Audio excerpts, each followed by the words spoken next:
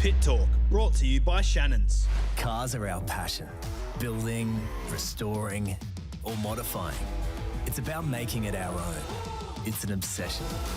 Shannons know what it's worth. That's why the agreed value includes all your modifications. Get a quote online today. This is the moment then that we've all been waiting for. 4 in a row, Max. Here comes Oscar Piastri, Lando Norris. They are playing hardball out there at the moment. The pivotal moment of 2024. Hello and welcome to Pit Talk, brought to you by Shannons. On today's episode, Formula One resumes with its Austrian Grand Prix and with Ferrari under serious pressure following reports from the Italian media that team boss Fred Vasseur could be under threat in his position. Brock Feeney becomes the first driver to win 3 races at the Darwin Triple Crown in a dominant weekend for the title leader. And we'll take the temperature of the MotoGP season with TV World Feed commentator Matt Birt after another Marc Marquez victory in Italy. My name's Michael Laminato. It's great to have your company and the company of my co-hosts. Speed, Italian excellence, genius, Renaissance. On one side he's Leonardo, on the other side he's Machiavelli. It's Matt Clayton. I think I'd like to be both and neither at the same time. There's nothing like the Italian round of MotoGP for random one-off liveries that are mostly bad and random helmet designs that are often good but completely overtaken by random one-off liveries. But it's a great tradition, as are the press releases that come out with them. The press releases are my favourite part. That was a description of the Ducati special livery. I think that was the press release. Yeah, that should have been all it is, accompanied with a photo of Marc Marquez and Pecco Bagnaia playing chess. I assume they got through the full game. It wasn't just set up for the photos, but I wait to see the video and the results of that match, obviously, which would be very exciting. This was a MotoGP and Supercars round. No Formula One on at the weekend just passed. As I said, Austria will be this weekend. We'll get to that a little bit later on. But that means we start with expert versus interested. Ooh. Okay, so I guess I should go first, given we had the Supercars in Darwin, because I am interested. What I'm mostly interested in is that your crystal ball. Yes. I don't know when it gets serviced or where you got this done. Your crystal ball said last week that it was going to be Brock Feeney in Darwin all the way, and it was. It was really all the way. All pole positions, all race victories, and he won the Triple Crown. No evidence of an actual crown. That was a secondary component of my prediction, tragically, but there's still time for that to be made, to be wrought in whatever material. But he did dominate this weekend. He's always been very good at Darwin, and so it proved. And he won it. This has been a bit of a trend. We'll talk about the final system a little bit later, but all year, the old way and the new way. I feel like that could almost be, if there was a season review DVD in Supercars, that's what they'll have to call it, the old way and the new way. Because this is the year they changed the rules for the Triple Crown. It was just purely based on points, like any of the various trophies awarded throughout the year at various rounds. Because it used to be so hard, Matt, to win this thing, because it used to really require if it was a 3-race round, all 3 races, or it was 2 races and a pole or whatever. But he did it the old-fashioned way. He won everything that was on offer this weekend, so he said they should change the rules back from now on. Maybe he'd be the last one for a little while. But I really like, Matt, in every sport, particularly in motorsport, you get drivers or riders that just have an affinity for a circuit for sometimes reasons they can't even describe. There were so many opportunities, I think it was mostly Garth Tander after qualifying, to ask him, well, why do you go so well here? And he normally went, well, I don't know, I just really like the circuit, whatever. But he's been good here. Every year he's come here, and he's only in his 4th season in Supercars. But it's just really impressive to see when there's that zone, isn't there? Well, and you talk about this with drivers in other series, not quite knowing why, but knowing that it works. Yeah. That's Lewis Hamilton in Hungary in Formula One. Yes. Even when Mercedes weren't very good when he first went there, that was the race he won before they started winning everything. And then there's other more explainable dominations. Marc Marquez at Sachsenring in MotoGP. A track of predominantly left-handed corners is very, very slippery. That sounds like if Marquez was to draw his favourite track on a piece of paper, it would probably look a little bit like that. But Feeney and Darwin, that's always been a thing, and so it proves. Yeah, and this is important for the championship points picture anyway, let's say that much, because he's taken a step ahead. He's now 183 points in the lead of his teammate Will Brown, who was the reverse side of the coin. This very much wasn't a 888 thing. This is a Feeney thing, because he had a fairly ordinary weekend. Qualifying continues to be a bit of a problem for him. The team's now committed to breaking down that car, looking for any chassis problems that might be contributing to that lack of raw pace. He was better in the races, though, so there's an interesting thing to delve into there for the reigning champion. He's currently being shown up by his teammate. But I guess if you were looking a little bit on the positive side for him, kind of the opposite thing happened last year, where he suddenly took these steps forward. Feeney fell out. I think he was even to 3rd in the championship last year behind Chaz Mostert. So not over in that sense. But he is only 14 points now ahead of even Matt Payne in those standings. So an interesting thing to happen there. But, I mean, we talk about the championship, Matt. It's not really that relevant, the top of the order. Well, can I have another interested? Can I have another go at this? I'll cast the line back in. Because I'm told that I need to not be looking right at the very, very top of the championship standings. I need to look further down. So explain why I should be interested in this. Yeah, because we're now only 2 rounds away from the end of the Sprint Cup, which is the first component of our 3-component championship now. After that, we'll have the 2 endurance races at the Bend and in Bathurst. And then we're going to have the finals. And the only drivers that matter in the finals, sad though it might be, is the top 10. To be fair, that's usually more than matter by the time we get to the last 3 rounds. But it means that now I think really to the end of the Enduros, and the Enduros are their own kind of thing because they're only 2 one-shot races. But we really need to be looking at 10th because Feeney and Brown, regardless of their form, they're in the finals. They're going to be in. They're going to be there. Pretty much up to, I think, 6th, I'm willing to say, they're going to be there. But it's Anton De Pasquale at the moment, who's 10th, 772 points. There are 3 drivers ahead of him. I'm reading the points numbers, not my strength, and big numbers in supercars. Thomas Randall, Andre Heimgardner, and Cam Hill. They're within 70 points ahead of him, so just on or in the bubble. Yes. You've understood how the bubble works. I think. But then in the bubble. But then Ryan Wood, just out of the bubble. You want to be in the bubble. He's out of the bubble. Maybe a bit unfortunate for him because obviously he had his first pole and victory in Perth a couple of weeks ago, but then didn't get enough points from that round. Problems out of his control. Again this weekend, engine failure. Was the big one, completely taking him out of the points, then strategy on Sunday with a fuel problem. He's just out of the bubble, but by 22 points. Kai Allen, 2-time maiden podium getter this weekend, where we can say that, 43 points out. Nick Percat and James Golding are also 13th and 14th within 100 points. So there's potential for quite a lot of movement in what is now, for the next couple of months, really, other than who wins Bathurst, obviously, that's the other big question. The big question is who's going to make it. It feels like you've got about 8 to 10 guys for maybe 4 to 5 spots. Yeah. Which is a nice conundrum to have. Yeah, and so this is the final system working. You know, some people will have been sceptical of it. I think actually for supercars it's exactly what this sport needed because now we're going to have 10 drivers and we've seen, other than Brock Feeney in the last couple of months, it being very open at the front in supercars, which is what you want because then in the finals it's essentially sudden death. Yep. Anyone could win it in that top 10. Like it. So we wait and see. But now I was very interested, Matt. Very interested last night in MotoGP, recording this on Monday. Not just because both of my children were awake till 1 a.m, so I had ample time to watch all of the MotoGP. But you said, though, look, let's not compare crystal balls, but I'm going to talk about yours. This was going to be Bagnaia's big break, right? Normally he's very good in Mugello, very good in Assen for the last 3 years at least, and didn't really happen. This is why I mentioned whoever serviced your crystal ball. I might give them a call because my crystal ball is absolutely knackered after this weekend. I was figuring that this was going to be where Pecco Bagnaia was going to plant his flag because Mugello and Assen the past 3 years, this is where he has dominated and we knew he needed a weekend. And coming off Aragon, the Grand Prix, he was very, very competitive, much more competitive than he had been. I thought, all right, you've got a 10-day period here that if he's going to actually make a run at making Marquez sweat for this championship, it has to be now. And instead, you actually got the opposite. Marc Marquez winning at Mugello for the first time in 11 years. And this is one of those tracks that because it's a lot of right-handers and he's never been particularly great here, and he struggled on those types of circuits post-surgeries, plural, well, 4 of them. He's not great at these right-handed tracks a lot of the time now. So to win in Italy, Ducati's first time as a factory Ducati rider at Mugello, and to do it so convincingly, won the sprint, won the Grand Prix, on a weekend where Bagnaia made the podium in the sprint and then fell out of podium contention in the Grand Prix.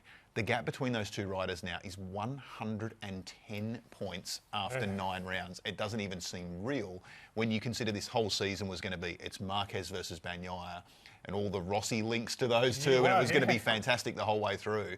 And I feel Marc's actually left some points on the table this year. It's the underperformance of Bagnaia. And the fact that that lasted through this track, yes, we have Assen coming up this weekend where he's basically been unbeatable for 3 years. I'm not as confident now. My crystal ball may need a bit of a rub and a bit of a polish. I'm not as confident now as I was because there just doesn't seem to be any end to these front-end problems he's having with the Ducati. Marquez winning in Bagnaia territory, that's a big narrative for the championship. We're going to talk to Matt Birt in just a second, an interview we did a little bit earlier today. But the question that sort of struck me watching this, and used the phrase plant a flag, which I think was quite opportune, considering that's literally what happened at the end of this Grand Prix. Marquez picking his grandstand in front of which to park to plant the flag. And I thought at the time that looked relatively poignant, because this is Marquez, like you said, the Rossi factor here. He was the arch enemy, even though he hasn't been in such a competitive position up until joining Ducati last year, and then this year, obviously, the factory team.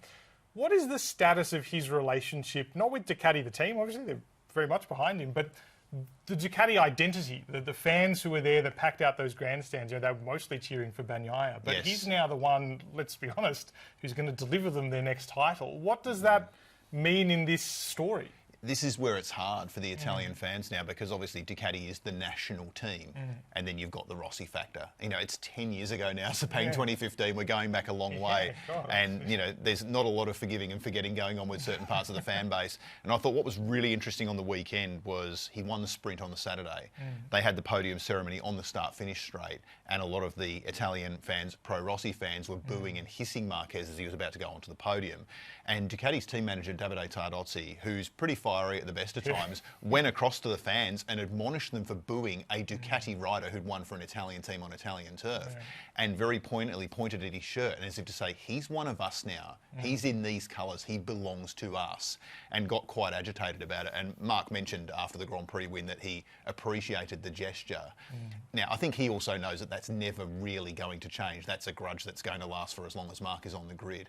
But if the subtext of this story, if Mark is able to move into the Ducati factory team and win for that team, which Rossi could not do in between his two Yamaha stints, that's going to be another way to twist the knife with these fans who are never going to forgive him for what happened in 2015, and also potentially a 9th world title if he wins this year, which equals Rossi. So there's all these little threads with this story that it makes the booing explainable, but Ducati were not pleased. And Marquez getting that win, that's worth more than the 37 points that he earned over the course of the weekend. How he did it, where he did it. Yeah, it's a really interesting twist in a story. I think we knew was a possibility, but maybe didn't think was going to happen quite in this way. I mean, like you say, 110 points over the not the reigning champion, but the reigning Ducati man. Yes. Is not pretty. No. But we get into all of that, plus the state of the MotoGP season generally, what's going on with the reigning world champion, Jorge Martin, his relationship with Aprilia, and plenty more with the TV World Feed commentator, Matt Birt, in a chat earlier today. Matt, it's good to see you.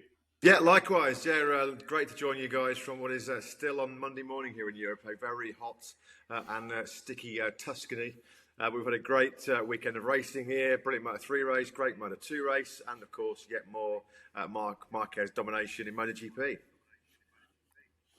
Well, I want to start with the question that I think is on everyone's lips, and that is, did the Ducati livery scream Leonardo da Vinci and Machiavelli to you in equal measure, or was it a bit more 60-40?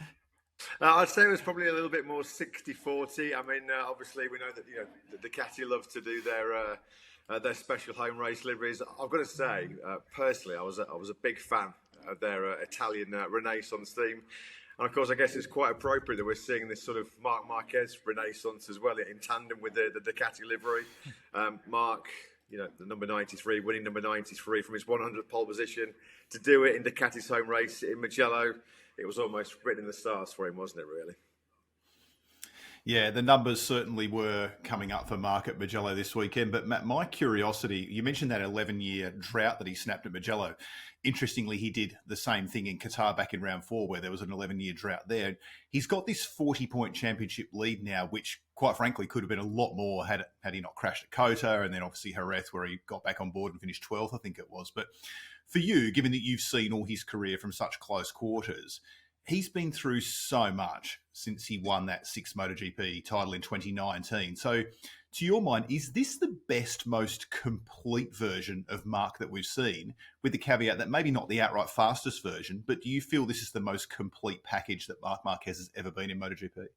Yeah, 100%. I could not agree more, Matt. I mean, I think right now it's very, very hard to identify any weakness that Marc has. He's brilliant in qualifying. He's brilliant at the start of races, managing races, not cooking the tyres too much. And then we know how good he is at the end of the races when he's got to manage that rear grip. You just don't see how Marc can be beaten this year. In the past with the Honda, he was always good at the sort of nadgery, gnarly stop-and-go tracks where he was really strong on the brakes. But now, with the Ducati, there's no weak tracks. There's nothing for Marc to fear anymore. He doesn't look at a Qatar or a Mugello and think, okay, I'm going to be defending. I mean, he says he's going to come into these weekends defending, but he's always on the front foot. He's always attacking. And I don't like to say after 9 Grand Prix that it's already looking inevitable that he's going to run away with the championship, but I think that's where we're at. You know, he's 110 points clear. Pecco Bagnaia already. We're not even halfway through the season, so I can't see anybody stopping Marc at the moment. I mean, like you said, Matt, he's winning at circuits he hasn't won at for over a decade. There is no chink in his armour right now. And I said at the start of the season, I think it was, this is what's going to happen. This is inevitable. You put the best rider or one of the best riders in history on the best bike, in the best team, this is what's going to happen. It sounds so simple on paper. We really should have seen it coming, I suppose. It's not such a massive surprise, of course, that Marquez on such a great bike is doing so well. And I do want to talk about Marquez, but the other Marquez, we haven't seen this kind of sustained success from Alex Marquez in his 5 previous seasons at this level. So what is behind that superb campaign so far? Only so many points behind his brother and second in the standings. The GP24 is obviously a really good bike, title-winning bike, but it can't all be about the bike, can it? No, it can't. I mean, you have to say that Alex is on probably one of the most rounded motorcycle packages in history. The GP24 was utterly dominant last year. And, he clearly had his weaknesses on the GP23 last time around. I mean, the new generation Michelin rear tyre clearly for Alex was overloading the front too much. Alex is very much a front-end rider. He likes to really attack aggressive on the brakes into corners. He couldn't do that last year. This year he could. I mean, from the get-go, the very first lap that Alex did on the GP24 in the Barcelona test last year, straight away he was like, I'm back. I'm going to be in the game in 2025, because he knew that the GP24 plays to his strength as a rider. And confidence and momentum are everything, aren't they, in MotoGP? And I think Alex, from that very first lap in winter testing, knew that he now had the motorcycle that was going to be allowing him to be at the front. He had the team, he's got the continuity and the stability with Gresini. And he's carried it on through the whole winter testing. He was fastest in, 2 out of the 3 winter tests. And he's just kept that ball rolling. And he's riding the crest of a wave. And confidence and momentum, as we say, are 2 great assets that a rider can have.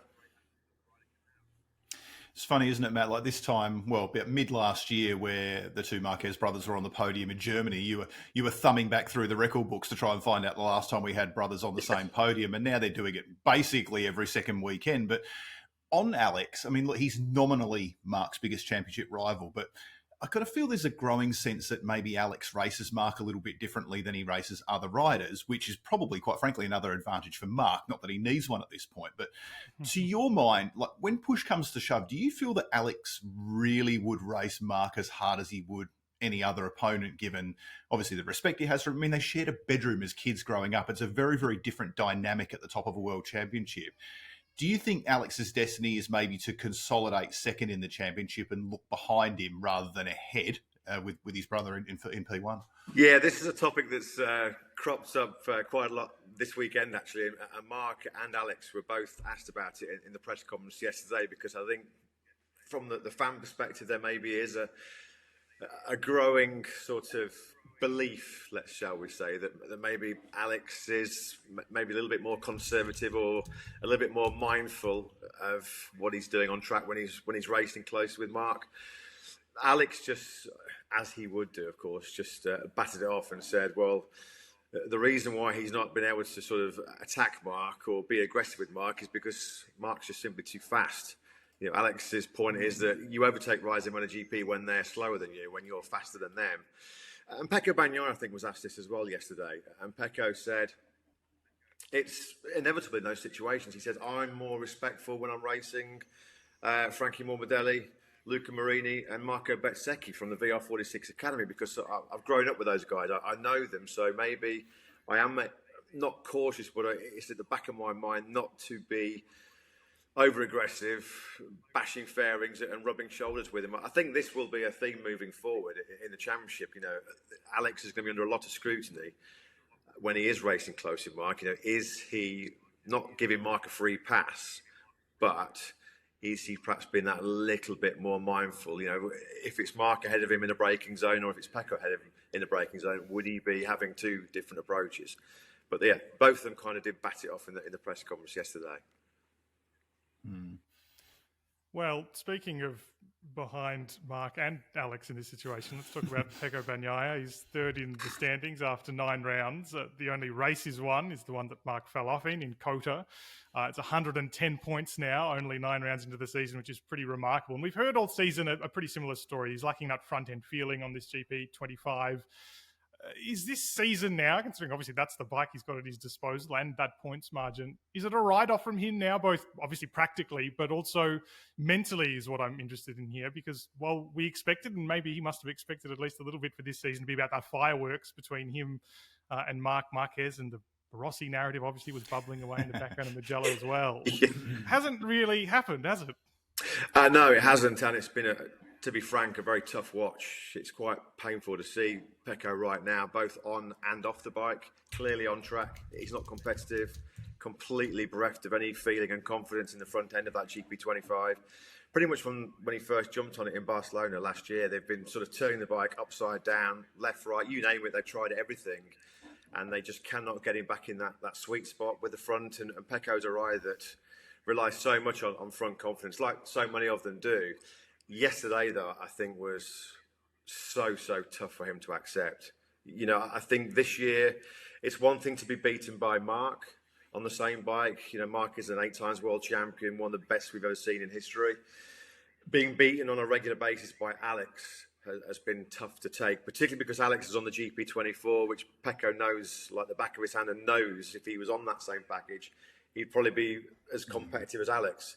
Yesterday, though, to be beaten in Mugello, a track which he's made his own for the last 3 years, by Fabio Di Giannantonio, taking nothing away from Fabio, but to be the 4th best Ducati in Mugello, I mean, I don't think any of us saw that coming in. And it just kind of illustrates the sort of dark hole that Pecco finds himself in right now.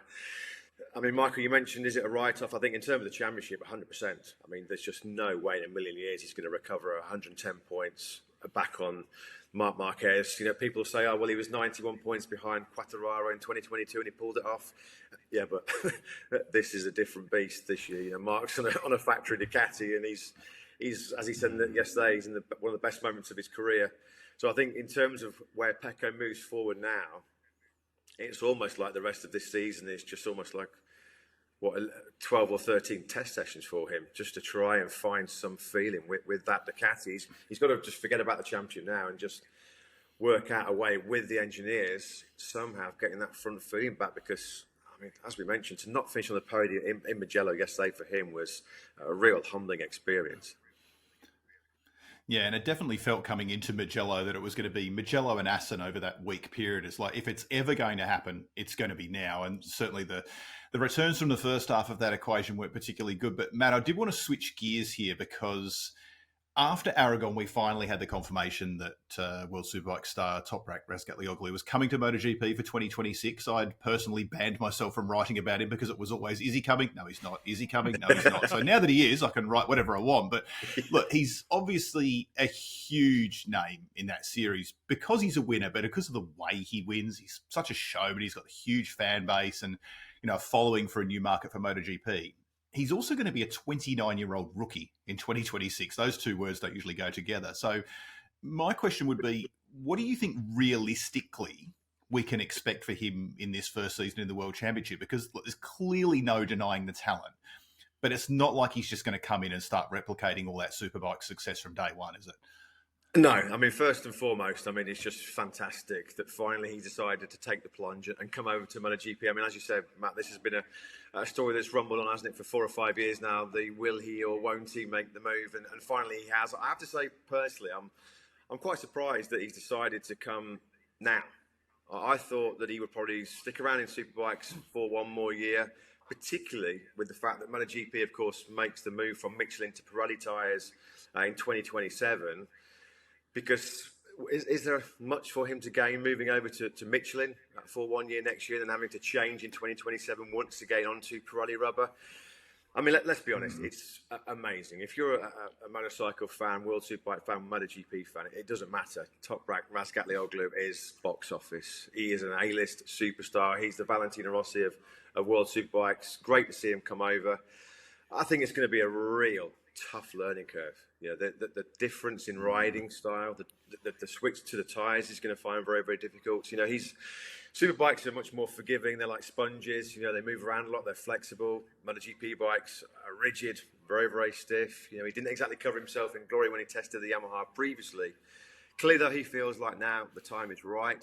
I think initially, as a rookie, he's got to be looking at, challenging for the points in the first part of the season, then getting regularly in the top 10 second half of the season. If he's fighting for podiums and victories, well, then chapeau, I'll doff my cap to him. But I can't see it happening. It's a lion's den, isn't it, MotoGP? These guys have got years of experience on these prototype motorcycles, Michelin tyres. But yeah, I admire him. It's a bold move coming over that late in his career to take on the world's best. Good luck to him. Well, that late in his career, and particularly with the 2027 rule reset looming, as you mentioned. But we might get to go back to Istanbul Park, Matt. That'd be fun, wouldn't it? But while we're talking Razgatlioglu, though, obviously him coming to Pramac Yamaha next year means that one of Jack Miller or Miguel Oliveira's got to make way.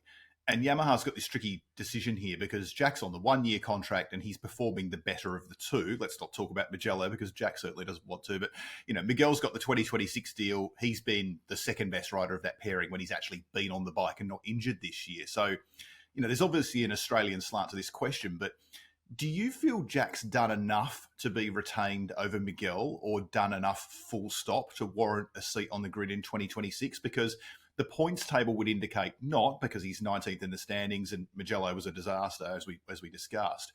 But we need to probably look beyond the point standings and the impact he's had behind the scenes. Everything we hear is very positive, but from your insider's view, do you think he's done enough to be on the grid next year? Yes, I do. Yeah, I'm not just saying that because I'm on an Australian broadcast here as well. I do. I mean, I think clearly there's clauses in the Oliveira contract which gives the opportunity, if Yamaha see fit, to cut ties with him. Clearly, it looks like it is a straight shootout between Jack and Miguel. I think, the championship positions aside, Matt, and the points table aside, there's a lot more for Jack to offer Yamaha. He's very much in the early part of his career. We know he's ridden Hondas in MotoGP, he's ridden KTMs in MotoGP, he's ridden Ducatis in MotoGP. So he brings a very broad spectrum of technical knowledge to the Yamaha project. Jack's, I think, a very safe pair of hands as well. He's popular with the Pramac team. He's got an incredibly close relationship with the management there, Paolo Campinotti and Gino Borsoi. And I think Yamaha right now, if they had to make the decision now, I think they would take Jack. Jack's been in this position before, hasn't he? I kind of feel a little bit sorry for him, really, because it seems like every year at this stage of the season, the media are just bombarding questions with Jack. What are you doing next year? Have you got a contract next year? The good news for Jack this time around is, I think last year when he knew he was being cut loose by KTM, he came to his media debrief, I remember, on Thursday at Silverstone in August, and I've never seen him look so down in my entire time I've seen Jack in his career, because at that time the phone was not ringing. There was zero options. He had no idea what he was going to be doing. At least now, if the MotoGP future, if that road closes, we know he's got some very good options in World Superbikes. But Jack has made it clear.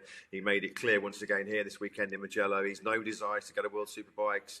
No disrespect to the Superbike paddock, he said. He's got great friends over there. He loves the racing there, but he wants to stay in MotoGP. Still feels like he's got a lot to offer. Still wants to be riding the best motorcycles in the world.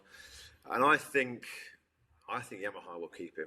I think Yamaha are going to go with Jack and Toprak. I hope so, because then we can see the stoppie competition between the two, can't we? It's a Pramac Yamaha next year.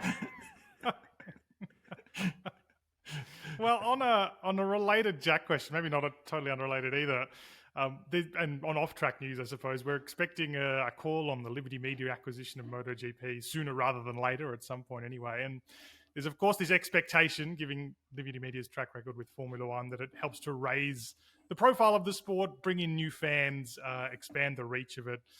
Drive to Survive, of course, was part of the treatment in Formula One, and that was about bringing out the characters of the sport. And other than wondering who's going to fill the Gunther Steiner role in the MotoGP version, how important is it in selling that MotoGP product that there is more than just one other native English language rider on the grid to counter or alongside the Spanish and Italian contingent, which is so dominant? Is Jack perhaps better placed as well because of that, aside from his results, for the fact that he can bring more to the sport? Yeah, absolutely. I think when the Liberty Media acquisition does get final approval, they're going to be very, very keen to keep characters and big personalities like Jack on board. I mean, you just mentioned who could be the Gunther Steiner of MotoGP. Well, Gunther Steiner could be that himself. It sounds like, definitely, from speaking to a few close contacts in the paddock, Gunther Steiner will be involved with a MotoGP team next year, most likely Tech 3.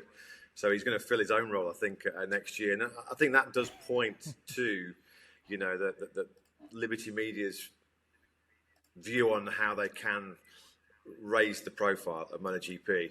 Bringing in established personalities from Formula One, like Gunther. He's a pretty outspoken character. He's a pretty effervescent character. And it would be a shame, particularly when somebody like Liberty Media is coming in, to lose characters like Jack, because you can hang your coat on him to be somebody that can bring in a new audience. We like you said, Michael, Liberty Media did a fantastic job. Their initial goal will be, how do we put more eyeballs on MotoGP? I still think in some parts of the world it's seen as a bit of a niche sport, but Liberty Media will see this as a great opportunity. They've got a great product. We know for a number of years now that we've got great racing. We have got great talents. It's just now, how do we tell these stories to a bigger audience? And Liberty Media, that's what Liberty Media do. That is their expertise. They did it with Formula One. And fingers crossed, I'm sure they will be able to do that with MotoGP. And I think if they do keep Jack, then he's going to be a key asset to sort of building those bridges with a newer, younger audience. I'm just curious, Matt, when they make MotoGP, the movie, in a few years' time, who they're going to get to play you. I guess Brad Pitt will still be available at that point. But well, Keanu Reeves is here this weekend, wasn't he? So I've already done a deal with him. He's going to be the lead man playing Matt Birt. Right, yeah. Had a word in his ear. He'll have to lose the locks a little bit, though, Matt. That's you and I go to the same barber. I'm not sure I don't think it's a seamless transition from John Wick to Matt Birt, but. never before mentioned in the same sentence until now. But, exactly. Yeah. Hey, Matt, I've got one final one for you before we let you go, and thank you for being so generous with your time this morning, a Monday morning after Mugello. Look, we're 20 minutes into this, and it's taken us this long to get to this particular person because they've rarely been in the spotlight for the right reasons the whole season. I'm talking about Jorge Martin, our reigning MotoGP world champion. Yes, he's at the bottom of the standings. He's done one sprint race at about 2/3 of a Grand Prix, and he feels like he's had about 101 injuries since pre-season testing. We also know he's trying to get out of this 2-year Aprilia deal that he signed basically this day last year, the Monday after Mugello. How do you see this situation playing out here? Because it's pretty obvious that both parties have lines in the sand here. And what's your read on him wanting out of Aprilia with so little experience of this manufacturer that he signed so spontaneously for last year? And I guess as an aside to that, if he's looking to get to Honda, which seems to be the rumour, do you reckon Honda might be a little bit wary here? Because people forget Martin was supposed to come to MotoGP with KTM back in 2021, and he managed to worm his way out of that one with some contract legalese. If you're Honda, are you a little bit wary of perhaps someone that's done this to two other manufacturers, or does the stopwatch win out in the end? Yeah, I think the stopwatch in racing will always win out, especially when you're in a situation like Honda are, where Alberto Puig said it a few weeks ago, if he said, he was pains to point out the if. I don't think he wanted to be sort of treading on any toes in terms of the contract situation. But I think it's clear, absolutely clear, that if Jorge was available, if he was interested in coming to Honda, well, Honda would have the door wide open. They'd be rolling out the red carpet for him because they clearly feel that they're making progress with the RC213V. They just need a name. They just need a superstar on board that bike to take it back to the next level. It's a bit of a minefield, isn't it, right now, with Aprilia and Jorge's contract situation. I mean, I don't think nobody saw the situation arise where, having finished one sprint and half of a Grand Prix, that he was going to be trying to jump ship. You know, I mean, you could see the Aprilia's reaction. I mean, they were completely caught cold. I mean, if you're looking at the legalities of the contract, I guess, you know, Jorge's perfectly within his rights to exercise a clause which he feels is there. I mean, has he given Aprilia a fair crack of the whip? Well, you have to say no. You know, I mean, he did 90-odd laps at the test in November. He did 13 laps in Sepang before he was trying to be the first Spaniard on the moon. And then came back in Qatar. Yeah, and we all know what happened there. So, yeah, it's very, very difficult, isn't it, to get inside the mind of an elite athlete who has a short career. If Aprilia does not feel that Aprilia are making the strides or are going to be competitive enough for him to win another championship, and he feels that Honda are on the up, Honda might roll out with an absolute weapon when we move to 850s in 2027. Honda clearly going to have a bigger budget, a bigger race department than what Aprilia are. So there are so many factors at play. From a personal side, I think it would be disappointing. I'd feel really, really sorry for Aprilia if he was to enforce the clause and make the move out. The more people you talk to at Aprilia, the more sort of confident they are at sort of smoothing the choppy waters. But who knows? There's only two people on planet Earth that know what's going on. That's Jorge Marti and his manager, Albert Valera. And let's see how it plays out. I mean, hopefully, there's a few vibes around this weekend that Jorge may be looking at coming back at Germany in the Sachsenring, and we know when he does, he's going to be absolutely bombarded with questions, not about the injuries or the comeback, but is he going to be on an Aprilia or a Honda next year? Mm-hmm. Yeah, a remarkable story. Potentially great news if you're a lawyer contracted to Honda, contract lawyer in particular. Matt, thank you so much for your time. Like we say, the day after Mugello this weekend is Assen. We'll be able to hear your voice in the commentary then. But until then, Matt Birt, the John Wick of MotoGP, thanks so much, and we'll talk to you next time. No worries, guys. Pleasure. We'll catch up with you soon. That was Matt Birt, the TV World Feed commentator. You'll be able to hear him over the coverage on Fox Sports and KO this weekend of the Assen TT. Whether or not Bagnaia features at the very front, further down, we'll wait and see. Crystal ball's still coming up. But before we move on completely, we've got to go to Move of the Week by Shannons.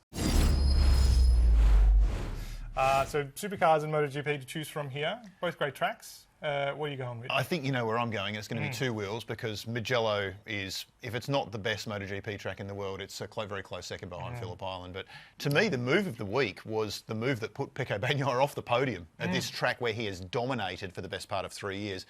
Fabio Di Giannantonio, the fact that he was going to be the leading Italian and finishing on a podium at his home Grand Prix, he had unbelievable pace at the end of that Grand Prix, and Bagnaia was kind of hanging on at that point, but you thought he was going to run out of laps. Di Giannantonio put an unbelievably slick move on him with 2 laps to go and cleared off and was on the podium at his home Grand Prix for the first time. Also gave me the quote of the weekend as well as the move of the week as well. He said, he looked at his pit bull with 3 laps to go, said P4, said no, not today, not P4, P3, and he said it was going to be champagne or gravel. And he got champagne. He did. Not today. Not today. Resolutions of an athlete. So I'm assuming you're going Hidden Valley here.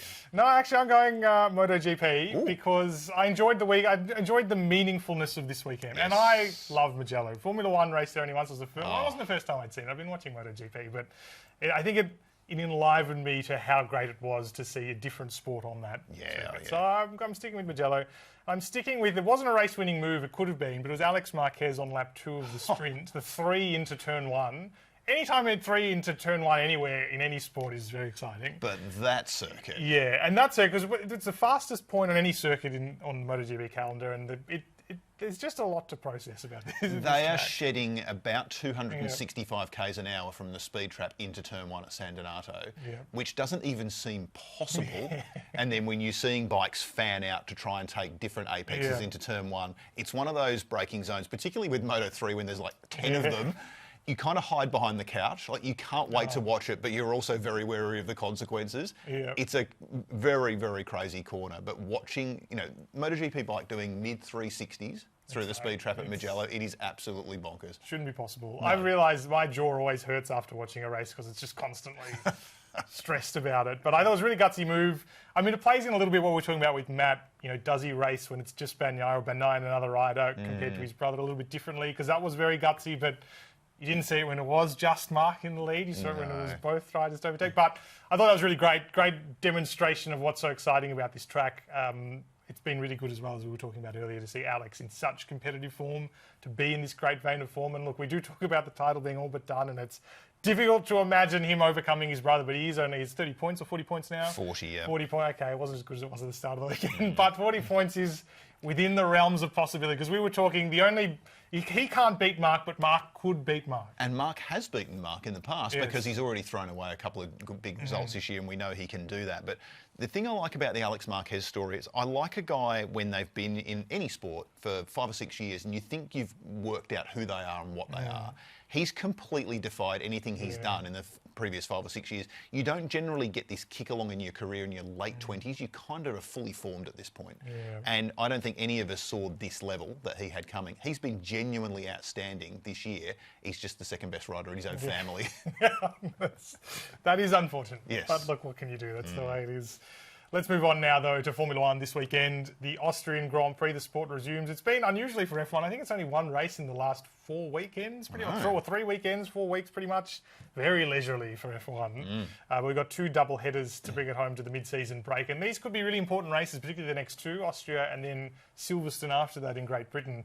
Because reports ahead of the previous race in the Canadian Grand Prix in the Italian media suggested that patience is running out at Ferrari for team principal Frederic Vasseur because of the team's poor start to this season. He's the boss only a few years into the job, brought about to replace the other disappointing start to a season team principal, who was Mattia Binotto. Story as old as time. But the fact that this came out in a coordinated way, this was several big newspapers in particular, all reporting at the same time.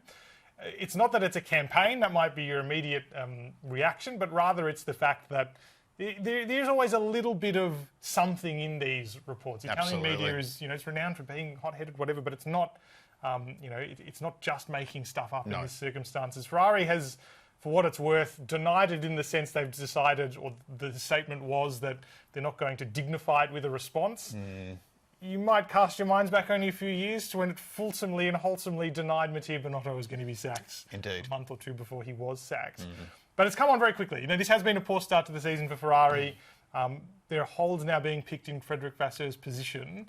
I mean, what's your take on the way this season has started? Because it definitely has been below expectations, but this feels a little bit hasty, perhaps. Yeah, look, as far as the media narrative and the management narrative go, is this not just a product of communication on both sides? In that the press, there is a communication, there's a consistency with the communication and the message they're putting out. Vasseur's not going to manage Ferrari in the way that perhaps an Italian might manage Ferrari, or certainly Binotto did, or someone else further up the line. He has his own idiosyncratic style. And I'm wondering how much of this is, I think they're very aware that it's been underwhelming at the start of the season, but he has a different way of responding to that than perhaps some of his predecessors might have, and perhaps in a way that the Italian media in this situation aren't necessarily enjoying. So I'm wondering if this is a reaction to the way Vasseur is handling what's going on at Ferrari, as opposed to just the actual performance itself. It's more a perception that, do you need to be reacting more strongly to this underperformance? Because I don't think anyone's going to disagree that they have underperformed so far this year. But how much of it is the reaction to the underperformance than the actual underperformance itself? Yes, and I think communication's a really good thing to insert here, because one of the most important things that Vasseur's done in his team principalship, other than sort of steady the ship after obviously yet more management upheaval and straighten out the pit wall a bit, because strategically we all love to make fun of Ferrari on the pit wall, but it is a tighter ship now than it was when he took control. He made mistakes this year, but every team has. It's the idea of being that shield over the team, because that's inevitably in its successful periods has been a team principal who's been able to cop the flack and let the team not feel the pressure of the media. He's done generally a good job of that, but what strikes me is that his willingness to be defensive, or his attitude or his approach to being defensive, is to not give really anything away. Yes. Which is okay when there's signs of progress, but I think when you have, as you say, that underperformance and the response to that underperformance, it's not clear what upgrades are coming. And it's not clear that the team understands its problems because he refuses to talk about those problems. Yes. And it's not clear what Lewis Hamilton's problems adapting to the car is because he doesn't want to talk about them. And I think that eventually, when you can't see progress, and we shouldn't forget Ferrari's status essentially as an Italian national team. Yes. Even if that's not the case, it's a private company. There is a certain responsibility there to have no information about why it's gone so wrong this year relative to expectations last year. I think does invite some criticism. Now, he's objected quite a lot to some newspaper reports identifying problem individuals in his team. In particular, his new technical director he poached from Mercedes, Loic Serra. I understand that. But I think there is space for him to have done this job a little bit differently. Doesn't warrant him being sacked, but to have not attracted this sudden onslaught of criticism, which he's now, and this is the part I think there is a little bit of a problem, he's now saying we can't win a championship with media like this, and that I don't like to see that because that seems very deflective to me. A little bit. I mean, look, he's very protective of the employees, which I think which I think is correct, and I think that's where Ferrari has tripped itself up in the past. This strikes me, it's more a selling of the message than the actual message itself. And I think there's this, I'm going to put the shutters up and say nothing rather than try and spin a story. And perhaps there needs to be a little bit of give and take here. It's like, we will throw you a bone and sell you a vision of this. Now, it still might not come to fruition, but we're almost letting you in on the inside. And this is what we are trying to do to fix this, as opposed to just leave us to fix it and don't ask any more questions. So perhaps it's a sales position there. And that could be something that's cultural or lost in translation. He doesn't want to be seen to be marching to the drum that's being, the drum of the Italian press in this situation. And so with no information to report upon, then you end up with these quite sort of orchestrated things of what happened in Canada. So look, the great solve for all of this is let's get some good results. Yes. But we know this year that hasn't necessarily happened with Ferrari. And given we've got such a rule change coming in for 26 here, it would actually be silly for Ferrari to direct too much attention into 2025. The problem being we've still got so long of this season to go. And if Ferrari is sort of cast adrift from these teams up the top, that pressure is only going to increase. The last thing you need as Ferrari going into a new rule set is more management upheaval. You need stability and a chance to move forward, not a lot of stuff going on behind the scenes, I think. Yeah, exactly right. And it's people will have their own opinions of the job Vassar's done, and you do want to go into next year's rule changes with a solid setup, but the time to make those changes has passed. Absolutely. Even if you think Vassar's not exactly the right man for the job, I don't think there's anyone who thinks he's not a good enough man for the job, if that makes sense. He's got track record in all junior series. He's clearly done a good job at what he's done at Ferrari so far, even if this season's been disappointing. And this has been one season in which the progress has not been positive. And it is, as you say, a year before a major rule change when attention naturally should be looking to next year anyway. So it'll be very interesting to see how this develops. The reason why the next two races could be important is that some of those reports have pegged Canada, which wasn't great, and the next two races as being the test for him before Ferrari decides whether or not to move him along. This is the end of his contract as well, so it wouldn't necessarily be a case of a sudden sacking, if you like to stress it like that. And weirdly, some of the pressure's coming from elsewhere in the organisation because, of course, Antonella Coletta, who runs the World Endurance, or the endurance arm of Ferrari, well, Ferrari's doing pretty well in the World Endurance Championship. Doing rather well, yes. Bad confluence of timing, wasn't it? No. So we'll wait and see how this one develops. They could really use a good result in Austria. Maybe you'd like to predict it, Matt, in the crystal ball. Brought to you by Complete Home Filtration. No, I would not. Oh, maybe it is working a bit better then. Wow. My crystal ball. F1 in Austria, I don't like to say this with my Oscar Piastri Australian hat on here. I think this is the Lando Norris weekend. Oh. Simply because he's got form here. Remember his first F1 podium was here in 2020. He's always been very good around here. And quite frankly, he should have won it last year. But there was a bit of a problem with Max Verstappen at turn 3 at the Red Bull Ring, which is, stop me if you've heard that one before. But this feels to me like a bit of a McLaren bounce-back weekend. There was a little bit muted in Canada, and Canada's such a weird outlier of a track. Austria is, the world's fastest go-kart track. It's a very, very simple layout. It's a layout that should suit McLaren. I can see Norris being very, very good here. I can also see you up until about 4 o'clock in the morning. If Red Bull lose in some situation at home that they don't like, and we have Christian Horner bringing printouts to his post-race debrief, and I'll see that you're still active on WhatsApp at 6:30 a.m. As long as George Russell doesn't win, then we're safe. We're probably fine. Protest. We're probably fine. What's your crystal ball is batting a very high percentage at the moment. So well, good news for you is it was quite a similar prediction, but it is Lando Norris specific because this is a big moment for Lando Norris. I agree. The crash after Canada has a great potential to damage his confidence. That's not the way he says he works, and look, it remains to be seen. Maybe he just has a perfectly normal Norris weekend. He makes a mistake in Q3 and finishes second or third. That's fine. But I think this is, because Red Bull normally does quite well here, Max normally does quite well here as well. I think that the coincidence of factors is going to lead us to not a repeat of what happened last year, but he's going to have his chance to fight Max again. And I think this is the opportunity for him to definitively prove whether or not he's got it this year. And I think he's going to beat Max in some capacity. Turn 3, maybe. Turn 1, who's to say? But this is his opportunity, not simply to win the race, and it might not be the case of winning the race, but to actually start making progress on all those things we are denoting to him now, saying that he can't fight Max Verstappen, he doesn't have the confidence in the races, he can't qualify well. It's a long list now of reasons he won't win the championship. Correct. It's too early to say he won't win the championship, but I think this is the first race where he's going to not simply have a good weekend, but tick one of them off. And the fact it comes so soon after Canada, this is the time to write that, because if you want to change a narrative, you need to do that ASAP after what happened in Montreal. They kind of got away with it with what happened with Piastri in Montreal, because it wasn't for a race win and Piastri was able to at least get some points, and Norris was the biggest victim of his own mistake. But you need to address this right now, or this narrative just runs and runs and runs, and this weekend might be the weekend he does it.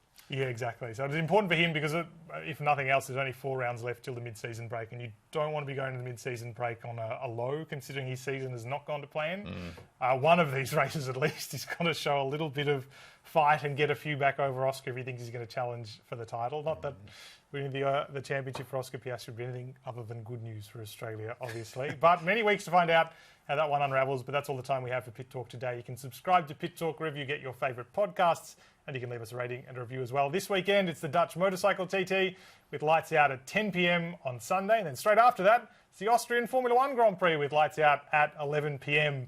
And then Stewart's investigations taking us right through to 6 or 7 in the morning. You can keep up to date with all the latest MotoGP, F1 and Supercars news at foxsports.com.au. From Matt Clayton and me, Michael Laminato. Thanks very much for your company, and we'll catch you next week.